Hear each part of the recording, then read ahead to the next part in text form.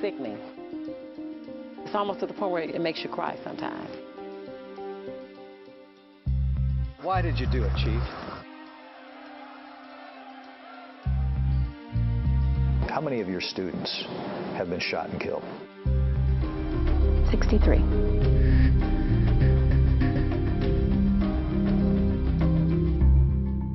A half-century ago, East St. Louis was an all-American city. Today, it's one of the most depressed and violent cities in the country. Prosecutors call it America's war zone. I've spent nearly a decade there investigating the school district, police, and politicians. Tonight, News 4 investigates how corruption has crippled this beaten-down community, making it harder to do almost anything, including enforcing the law. Did you commit fraud, Larry? Negative, sir. They are supposed to enforce the law. Can I read the warrant to you? But repeatedly. Did you text criminals and warn them that police officers were coming to get them? Police in East St. Louis and the villages surrounding. Sir, can you talk about the allegations against you? Have been charged with committing serious crimes in the line of duty. Mr. Halter, why were you arrested today? I don't know. You don't know. Well, here's your complaint. Why don't you read the criminal complaint? It might have been for sucking your Excuse me? Many of them have bounced from one small-town police department to another, often getting hired because of their connections to a chief or more prominent politicians who are either corrupt or conveniently choose to ignore complaints about their favored cops. Either way, the process of law enforcement is corrupted. We're trying to keep the neighborhood safe. 4 years ago, then East St. Louis Police Chief Michael Baxton showed us how his officers were reducing crime in the city by cracking down on hotspots where they often found illegal drugs, piles of cash, and loaded guns. The key is what? The key is visibility, deterrent, contact with the public. It sounded good, but months later, our investigation revealed many reasons why the department lacked credibility in the communities it served. Our review of court documents showed that 1 out of every 4 East St. Louis officers had criminal arrest records. 4 were convicted of battery or assault. Even Chief Baxton had a mugshot. Chief, I'm asking you if you can explain why you are in this mugshot. I can't explain it. The state's attorney at the time, Bob Hayda, told me that he had identified 15 current and former East St. Louis police officers who lacked the credibility needed to be an essential witness in criminal cases.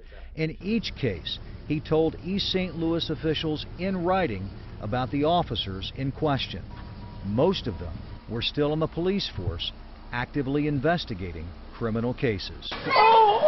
We were there when a murder suspect was freed because Hayda believed the cop who failed to videotape his alleged confession lacked the credibility needed to be a key witness in the case. We were forced, because of the police misconduct, particularly by Officer Perry, to dismiss the case. It's a tragedy.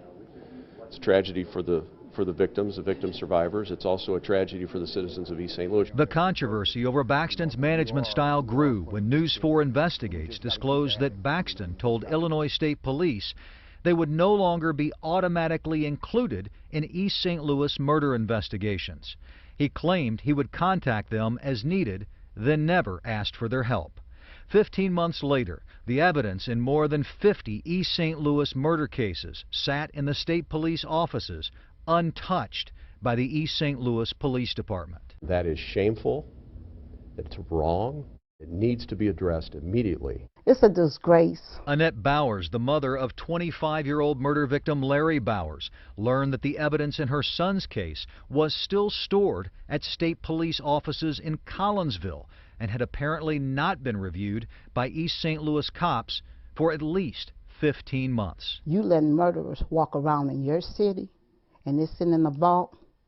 What if it had been your child that was shot twice in his chest, that was cursed and left to die on the street? Shortly after we exposed Baxton's decision on state police involvement, he bowed to pressure and invited state police to assist with all homicide investigations.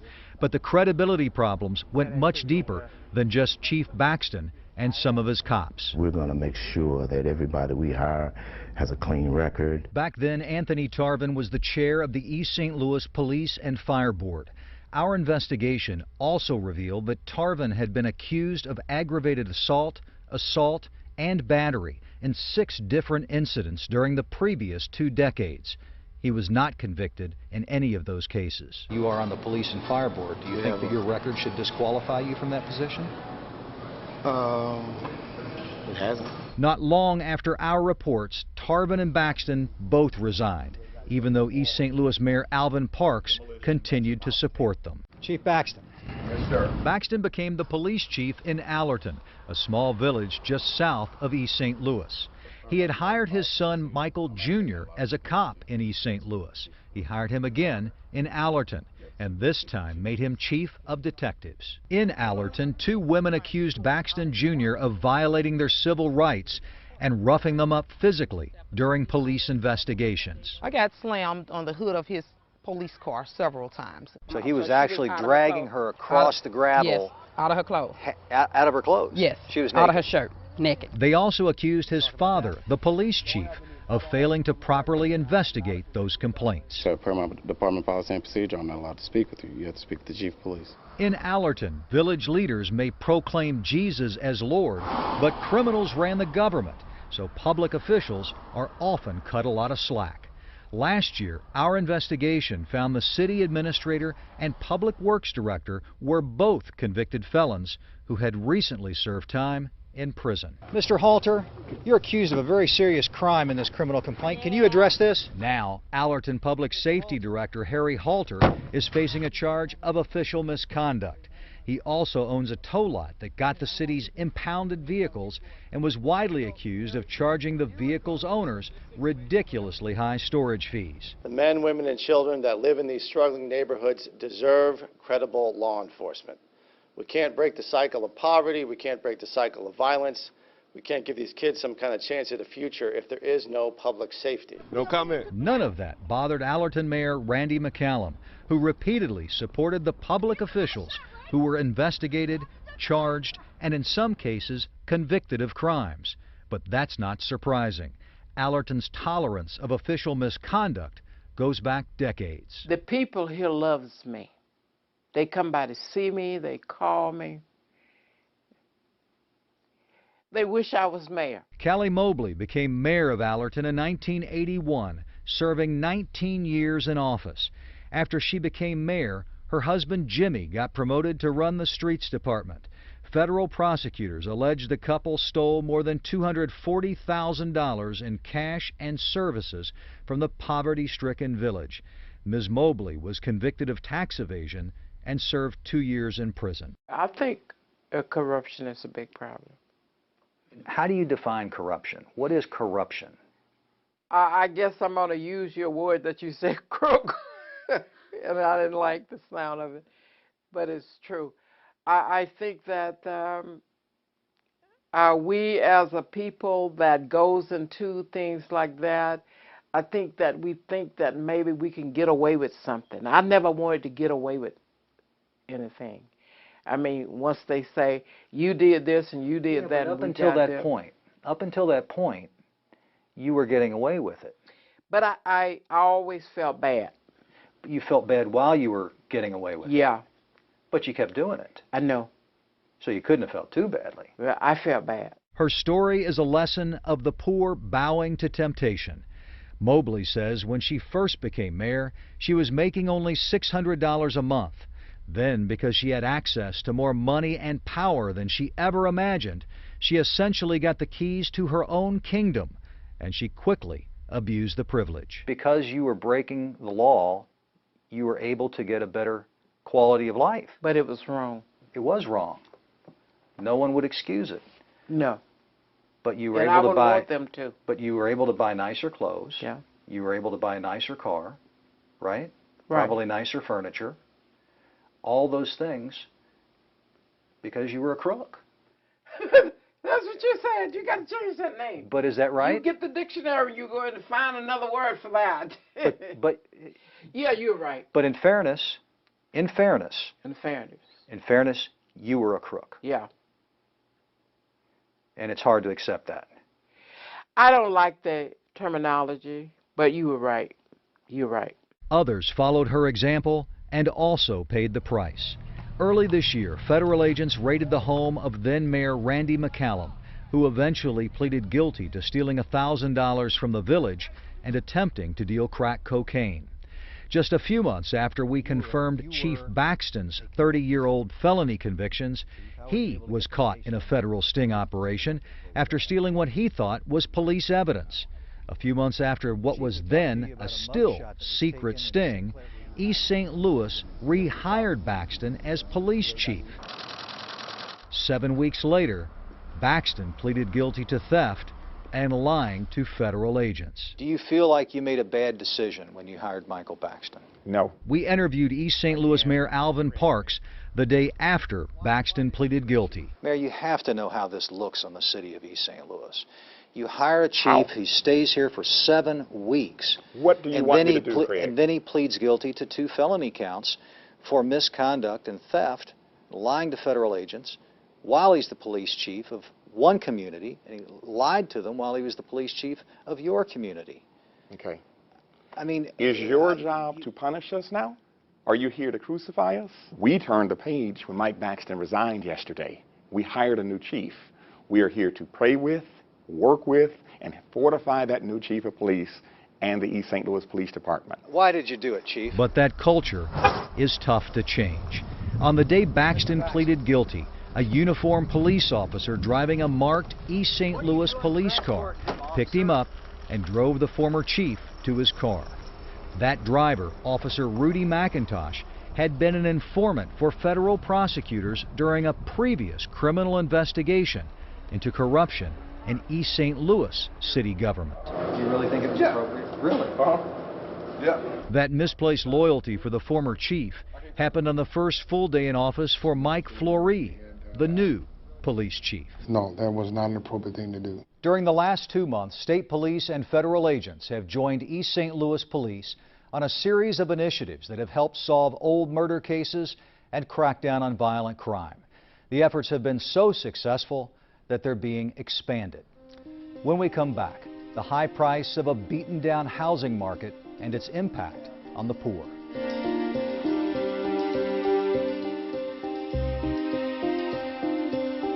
The collapse of the East St. Louis area weakened a housing market that's been dominated by slumlords and out-of-town speculators. Vacant houses seem to be everywhere. The impact on residents is often devastating. Smoke fills the sky as another fire rages in East St. Louis. The fuel for the blaze is the dry, rotted wood of abandoned houses, the kindling of countless urban infernos. A dozen families live within a block of the fire that threatens to get out of control. Are you trying to make contact? As firefighters put out the flames, we hear the sirens of police racing to an unrelated emergency. Who owns those houses? I don't know. During the last few years alone, hundreds of vacant houses have burned in East St. Louis, and many of them still stand as charred shells, waiting to be torched again. To me, it's sickening. The Tanner family lives next to this mess. They bought their home 30 years ago and take good care of it, but most of the block is abandoned, and 2 of the vacant houses right next to them caught on fire this summer. The fire also damaged the Tanner's home. When people come from out of town, you know, and they always ask that same question, what is this over here? It's vacant houses. I said we can't seem to get anything done. This one has a code violation notice on it, dated last September. The owner had 10 days to repair the violations or supposedly feel the wrath of East St. Louis city officials. But that was a year ago. Clearly they didn't fix any of it, so what does that tell you? That nobody follows through on anything around here. I'm not surprised. East St. Louis Regulatory Affairs Director Robert Betts says the city is overwhelmed with the problem. He says the city has suspended demolitions. Betts says budget cuts have gutted his office, which now depends on volunteers to do some of the government work. It's almost to the point where it makes you cry sometimes. It's kind of degrading. What was this neighborhood like when you moved in 33 years ago? This was one of the nicest neighborhoods you could move in. Columbus Liddell raised a family on the opposite side of the city. Now he has a half-dozen vacant homes on his block alone. It's hard to swallow. It's hard to swallow because I know I'm not the only one pay tax in East St. Louis. And at least East St. Louis could show us what they're doing with some of the money. The city has put little effort into going after the people responsible for these properties. The city just hired a collection agency. That's correct. Why didn't the city hire a collection agency years ago? Well, we have had collection agencies in other areas. We sought it another way, and then we said, let's stop doing it the way we've been doing it. Is that because it wasn't effective? It wasn't as effective as we needed to be. Ceron and Associates has been one of the biggest property owners of rundown housing in East St. Louis for more than 50 years. The family-owned slum real estate empire owns about 500 houses and vacant lots. Many of them look abandoned. But a News 4 investigation found that within the last year, the city of East St. Louis had only cited 13 of their properties for code violations. I was desperate because I didn't have anywhere to live. Mahogany Burns bought this house from one of the Ceron's companies. She wasn't required to have any credit, only a relatively small amount of cash up front. She bought it for nearly $30,000, about 6 times what the Ceron's company paid for it. What's it been like doing business with Mr. Ceron?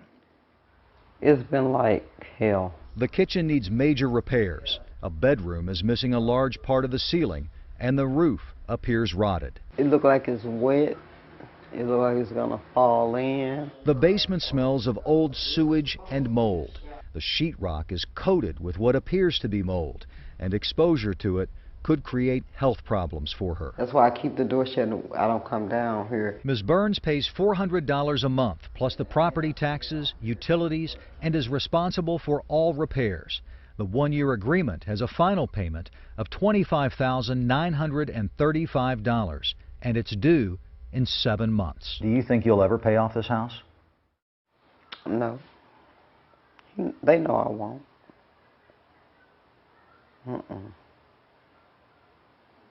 That must be hard. It is. Because, you know, they prey on low-income people.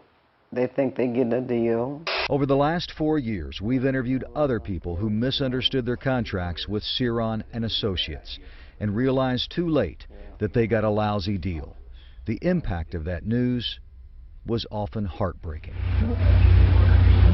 I don't think there's any other way to put it except that it's predatory. Brendan Roediger, an attorney at the St. Louis University Legal Clinic, is suing more than a dozen companies based out of the offices of Ceron and Associates for repeatedly violating housing ordinances. What we're asking for is injunctive relief requiring that he actually get these properties up to code, and obviously damages for our clients who have had to live in houses that, quite frankly, you or I would never live in. The county assessor has appraised Ms. Burns' house for $61,000. That's 12 times more than what Ceron paid for it. Since Ms. Burns pays the property taxes, the seemingly unfair appraisal costs her even more money. Any improvements she makes to the home will also benefit the Cerons, since it's unlikely she'll come up with the cash needed to pay off the loan, and the Cerons will remain the owners. Ms. Burns works 6 days a week just to come up with the money needed to pay for this house. What is it like to work that hard for something and then find out that it's not what you thought that it was?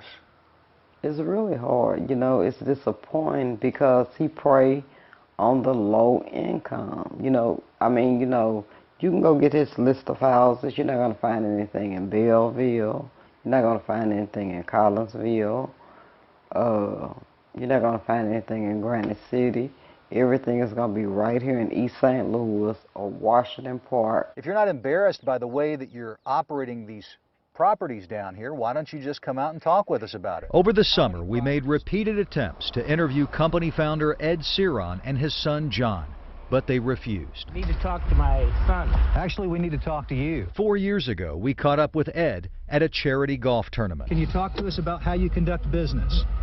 Very effectively. You got to know that these folks aren't going to pay that off. Okay. Seriously, don't you know, okay. You know that? Okay, yes. They are the housing market, and they've driven the rest of the market into the ground.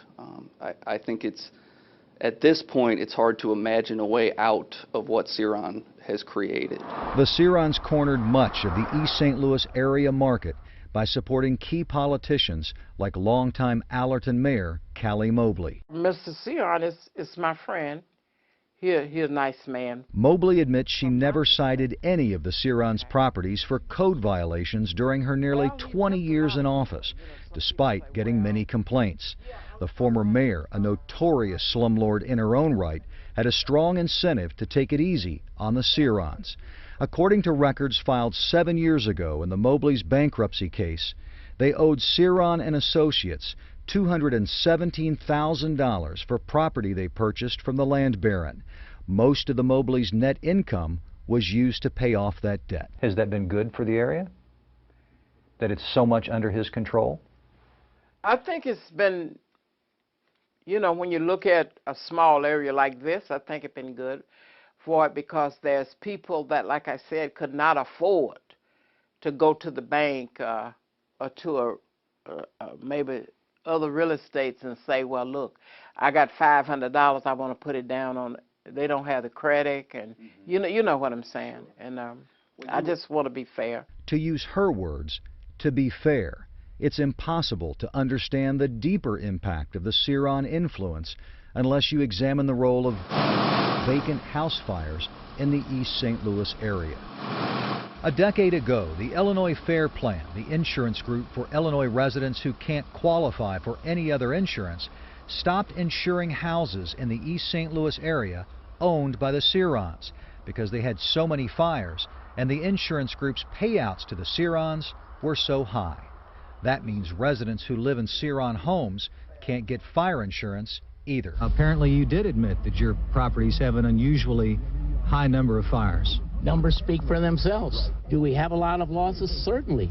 Do we evict people that don't pay? Yes, sir. Do some of them have fires that just happened? Yes, sir. Now, do we go out and put the finger on anyone? No, sir. If you weren't living here, I'd be homeless. You would be homeless. Yes. This is your last stop. Yes. Following our recent stories about slumlords and speculators, prosecutors ordered 24 landowners, including the Sirons, to fix up their property. If they refuse, prosecutors are prepared to pursue possible criminal charges against them. When we come back, strip clubs and much more, the impact of a local economy driven by vice.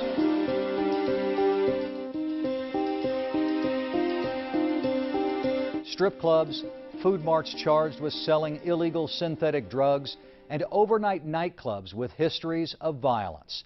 Those are usually the kind of businesses most people don't want in their communities, but many East St. Louis area politicians have embraced them. Friday night in the Hustler Club. The multi-million-dollar operation is part of the biggest industry in Washington Park, a poor village just north of East St. Louis. There are 10 strip clubs here, one for every 500 residents. The community has embraced us, and specifically the leaders of this community. A decade ago, then Washington Park Mayor Sherman Sorrell and his wife joined Hustler founder Larry Flint for a ribbon-cutting ceremony to mark the club's grand opening. 2 months before that ribbon cutting, campaign finance records show the mayor received political contributions of $7,000 from the club that changed its name to Hustler. It was by far his largest campaign contributions. Sorrell declined to be interviewed for this program. Well, why would we want to be anywhere else? Inside Hustler, virtually all the employees and customers are white. There's plenty of money, and no one feels neglected. Outside the club, nearly all of the residents are black, many of them are poor, and the village looks largely abandoned. Since the Hustler ribbon cutting, Washington Park has filed for bankruptcy twice. Gambling, strip clubs, and convenient marts and other businesses selling booze seem to drive much of the economy in the East St. Louis area. Some nightclubs stay open until 6 a.m. I think, to be honest, those are the people that are willing to come here to invest. Vicki Forby is the executive director of Emerson Park Development, an East St. Louis nonprofit that runs a job training program, a charter school, and has partnered on the development of hundreds of housing units. Investors are always looking for a return on their investment, and rightly so. And I think that they are afraid to make the investment and take the risk here. Emerson Park's biggest project was Parsons Place, a partnership with developer McCormick Barron Salazar. Built a decade ago next to the light rail line, Parsons Place now has nearly 400 apartments and a dozen homes. Despite being in a community decimated by poverty, corruption, and violence, Parsons Place inspired a second successful development next to it. Is there a lot of violence? Yes. Do I focus on that? No. Do I focus on the corruption? No. Do I focus on the negative? No. If I did all of those things, I'd be like those investors, and I'd leave. There are serious investors in East St. Louis, but many of them aren't serious about developing their property. A News 4 investigation found that much of the vacant land and housing is owned by speculators who don't live in East St. Louis. One by one, some of the worst looking real estate in St. Clair County is sold to the highest bidder. This auction features property taken from previous owners who didn't pay their taxes. 5 years ago, we watched as two guys from the Chicago area bought land in East St. Louis at a faster rate than anyone could remember. Now the three companies based out of this small home in Skokie, Illinois, own nearly 800 pieces of property, hundreds more than the next largest private landowner. The area looks pretty good right now. A.J. Baba, who refused to name his investors during our interview 5 years ago, was the only publicly identified company official. He admitted that he planned to do nothing with the property. You know what the problem with a lot of the stuff that goes on? Sometimes you build something, they destroy it. You gotta wait for some positive aspect. Speculators have also tied up much of the property on the underdeveloped East St. Louis riverfront, possibly the most prized land in the Metro East.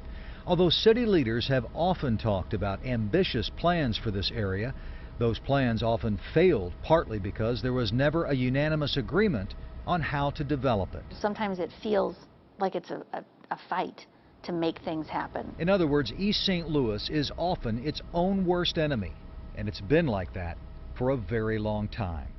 Nearly a century ago, the city was the scene of the worst race riot in American history. Perhaps as many as 200 blacks were killed. Thousands were left homeless as whites attacked African Americans for taking jobs they felt belonged to them.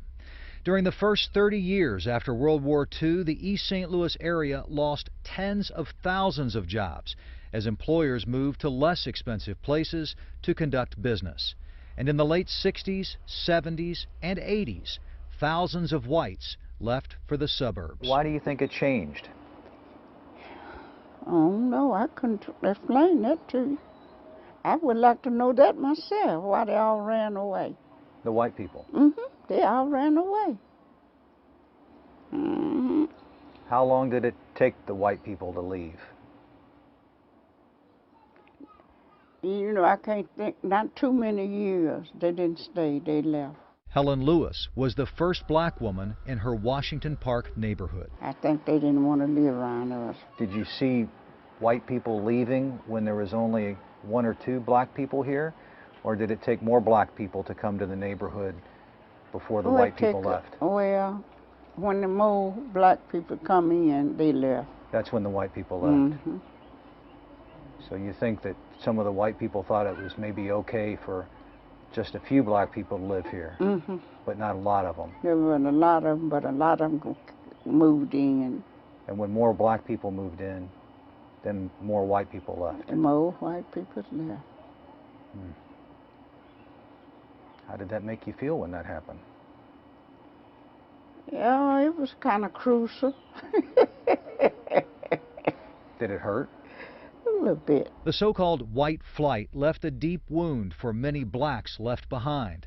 But thousands of blacks also moved out of East St. Louis and the surrounding villages. People chase the money. Chase the money, absolutely. And if they could move out and get a better job and buy a better house and put their kids in a better school district, in most cases, didn't they do it?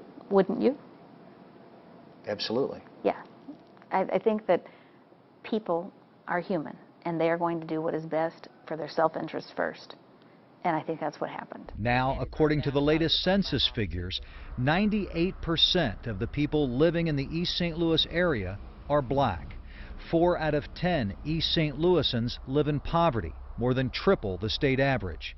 Residents here are far less likely to have graduated from college and far more likely to be unemployed.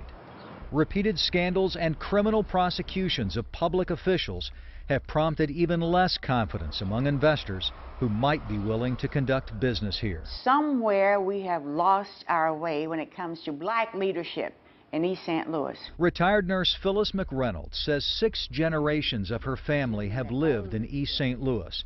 She still lives in the city and is a leader at Mount Zion Missionary Baptist, one of the oldest and most active churches in East St. Louis.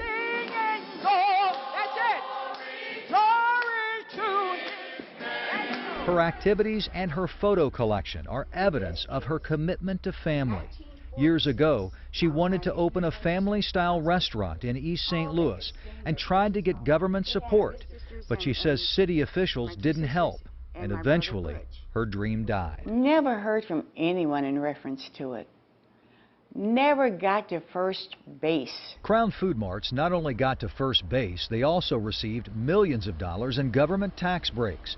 During repeated visits to those businesses, we noticed that the overwhelming majority of employees are men of Middle Eastern descent, just like the owner, who lives in the $700,000 home in West St. Louis County. How many Arabs do you know live in East St. Louis? And yet they own the businesses. The people who own the businesses don't spend their money in East St. Louis. They take it back to where they live. And then we are allowed to just fall apart. East St. Louis no longer allows clubs to stay open past 3 a.m., even though the mayor thinks that's a mistake. Mayor Parks insists that the Casino Queen and the Crown Food Marts have been great investments for the city because they produce millions of dollars in revenue every year. Although he admits Crown hasn't hired enough local residents, especially considering it received massive tax incentives that were made possible by local taxpayers. When we come back, a look at some possible solutions to the enormous challenges in East St. Louis.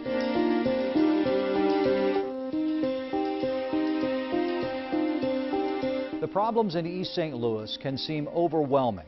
In many cases, the keys to finding solutions come by understanding who is there and what they need to be safe and successful. You ready? Playing catch with his 2 sons. Good catch. Matt Hawkins is doing what so many of us try to do. All right. Spend time with our children and plant the seeds that will help them grow into good people who work hard to make their communities a better place. It is our duty to manage our community, and no one can take that away from us. And we should never turn our back on it, because it is us. And when we accept our responsibility, a beautiful community is almost automatic. Matt, the president of a nonprofit watchdog group, and his wife Kim, a recruiter for a major bank, are raising their boys in Parsons Place, one of the most successful developments in their hometown of East St. Louis. There were opportunities to go other places, but my heart was just to come back here and be part of my family and, you know, do my part. The Hawkins say that part is difficult in a depressed and unstable city, where many people feel afraid to challenge authority, especially when they've been led to believe that some of the people in positions of power are their friends. We have to redefine what a friend means. For me, a friend is a person that understands that Matt Hawkins has been through a lot, and he's not going to throw it away for some favor for somebody that's doing wrong. So what would make things better? Matt Hawkins believes there are too many taxing districts in the East St. Louis area that seem to be designed mainly to provide jobs for politicians and their supporters. If you eliminate what he calls wasteful spending at local townships and the election board, he believes it will reduce the impact of corruption and increase the amount of money available for services like code enforcement and public works. What is it like to try to fight for the truth in East St. Louis? It's the hardest fight that you're going to have. The challenges seem overwhelming. How many of your students have been shot and killed? 63. All I was thinking about was death. I was going to get shot. At the Emerson Park School and Job Training Program, students like Rico Perkins. Can you imagine before your 14th birthday, you're like, Lord, am I going to live to see 14? Am I going to live to see 15? And Elena Burries try to survive the violence that has devastated the city. My whole world just came tumbling down right on top of me when they told me that he got shot. I just wanted to go and make sure that it wasn't really him. But I knew it was, and I couldn't do nothing about it. 63 since 1994. Emerson Park's executive director Vicki Forby works with young adult students, many of them committed to turning their lives around and giving back to the community, but often finding little opportunity to work in the city and help rebuild it. I think people have done what they had to do to survive, and I think people will do that in any part of this world. And at times, it's a seemingly impossible task. What was it like to look over your shoulder all the time? Devastated, scared. Carl Willis wants to work in construction and eventually own his own company. But he's still in a gang and not ready to leave it because of the loyalty and respect he believes he gets from being a part of it. I'm gonna leave it one day. I ain't saying now, but one day I am. When the time comes, I'll be ready. To leave the gang, Carl may have to take a severe beating, or he could be killed. This was a beautiful community. This can be a beautiful community. Forby says the time has come to take drastic actions, like closing nightclubs and liquor stores at 10 p.m. and bringing in the National Guard to save a community that has been unable to save itself. I don't think there's anything wrong with having the National Guard come in. This country doesn't mind invading another country to restore peace and deflect violence and restore government. So why are we afraid to do it here? There have been dramatic actions taken recently, including police raids on overnight clubs and Crown food marts. The state's attorney charged the Crowns with selling illegal synthetic drugs and other crimes. The nightclubs also face criminal charges. And a regional law enforcement commission has been created to provide oversight of the troubled East St. Louis area police departments and allow communities to use tax money usually set aside for development to help pay for law enforcement. The triple threats of poverty, violence, and corruption have cast a shadow over these cities for a long, long time. But I believe in the people of East St. Louis. They are fighting not just for their part of the American dream, they are fighting for their lives. And they deserve the best from us as public servants. Taking back East St. Louis will take much more than late-night marches through the John DeShields public housing complex, which prosecutors say has a higher murder rate than Juarez, Mexico, one of the most dangerous cities in Latin America. It really hurts. Evidence of systemic neglect is everywhere at the DeShields complex. The federal government failed to provide proper security, and the closed Lincoln High School is now a public disgrace, even a year after the state took control of the school district. They don't care about the community, they don't care about the people. Inside the school, more evidence of systemic failure, massive taxpayer waste, and mismanagement. Over the years, our investigations found that the elected school board often chose to spend millions of dollars on jobs for family, friends, and political cronies, instead of hiring more qualified teachers that live in their own community. Now it sits as the latest reminder that something once treasured is now trashed. Until you understand the tough work of building a community, you cannot really appreciate it. And we want to appreciate our community. We want our community to appreciate us. The troubled East St. Louis school district, dominated for years by politics, remains one of the biggest obstacles to improving the community. As long as test scores and graduation rates are among the lowest in the state, many experts say the community will continue to struggle, and it will be much slower to rebuild. When we come back, the story of little Ike and other children who want more and are willing to work for it.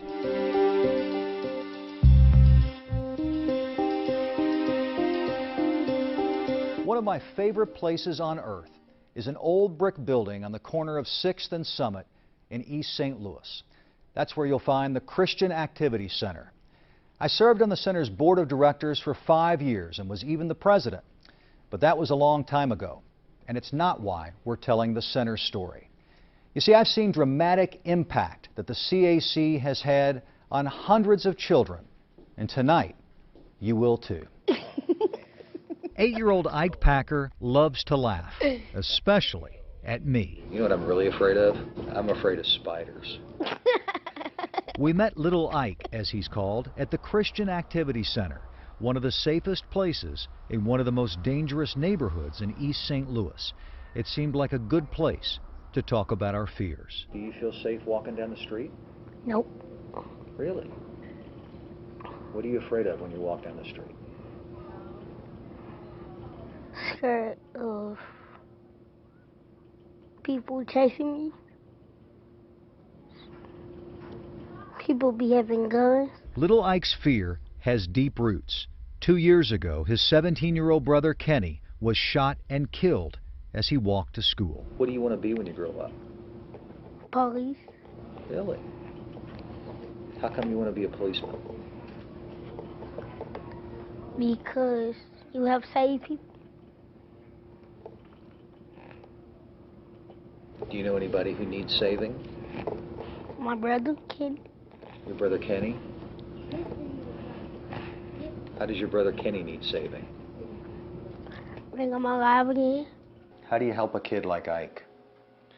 You love him. You support him. Chet Cantrell has been the executive director of the CAC for more than 20 years. In all African dialects, just about, the word that translates from love is, I see you with my eyes. That's what it means. And so all kids just want to be seen, and they grow and flourish if somebody sees them and sees their potential and speaks that to them. The CAC has helped thousands of East St. Louis children develop their potential and create a safe environment with rules that hold them accountable for misbehaving. The neighborhood around the CAC is one of the poorest and most violent in the entire St. Louis area. The staff says children who are actively involved in the center's programs are far less likely to join gangs or do illegal drugs, and in many cases, their grades improve dramatically. Hey, what are you doing? I don't know. I'm helping you. Can I help you too? For 17-year-old Xavier Swope, coming to the CAC as a young boy and now as a part-time worker has given him the opportunity to learn, become more focused, and give back to the community. My dream, probably to see East St. Louis actually be known for our goodness instead of our bad. It changed my life. It really did. Michael Payne, a former CAC kid, helped launch the center's computer lab more than a decade ago. Now he's planning to pursue a PhD in computer science, focusing on facial recognition programs that could help businesses and law enforcement. After getting his doctorate, he'd like to open a network security business in East St. Louis, possibly training and hiring East St. Louis residents. People need mentors. Whenever you're trying to do something or get somewhere, you need somebody that's been there or at least knows how to get there to be able to help you. I believe I can fly. According to the center, children who attend at least 3 days a week have a 97% high school graduation rate, more than double the citywide average. And after graduation, 3 out of 4 CAC kids attend college or a trade school. That's almost 6 times the average for the city as a whole. Michael Payne is only one of many success stories. I know there's issues, but I try not to see the issues. I try to see how to fix them. You know, a lot of times people go and they see things, well, it's just bad, and this is bad, and this is wrong, and that is wrong, you know. But, you know, what are you actually trying to do to help? It's the kind of environment designed to support the hardworking families caring for kids like little Ike. Ike told me he feels safe here. Yeah. And that he doesn't always feel safe when he leaves here. And that's tragic. No kid should be afraid. Is that little Ike? We told East St. Louis Police Chief Michael Fleury about little Ike. I heard you want to be a police officer. You do? Yes. Come on, let me show you some. So I'm gonna show you my car. And the chief couldn't wait to meet him. Push that button. Now hit the bottom button. There you go. Hit it again. There you go. Say test 1, 2. There you go. We all have dreams. You remind me when I was little too. You look just like me. It's too late for little Ike's big brother. So you can be whoever you want to be. Whether it's a police or astronaut, whatever you want to be, you can be it. But it's not too late. Give me a hug there, buddy. For little Ike. Our job is to do what we can to let little Ike be somebody one day. He can be whoever he wants to be. Good kid. You can learn more about the CAC and many other terrific organizations in East St. Louis by going to our website, KMOV.com. Some final thoughts in a moment.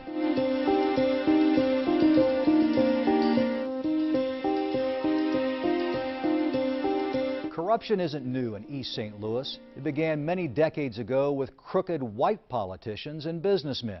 But today, East St. Louis is less than half the size it used to be. And in a community this depressed, corruption takes a much heavier toll. There are no simple answers to the massive problems in East St. Louis, but it will take bold actions that hold people accountable, but still see the dignity and goodness in residents who have never given up, something that's easy to do when you live in America's war zone. I'm Craig Cheatham. For all of us at News 4, thanks for watching.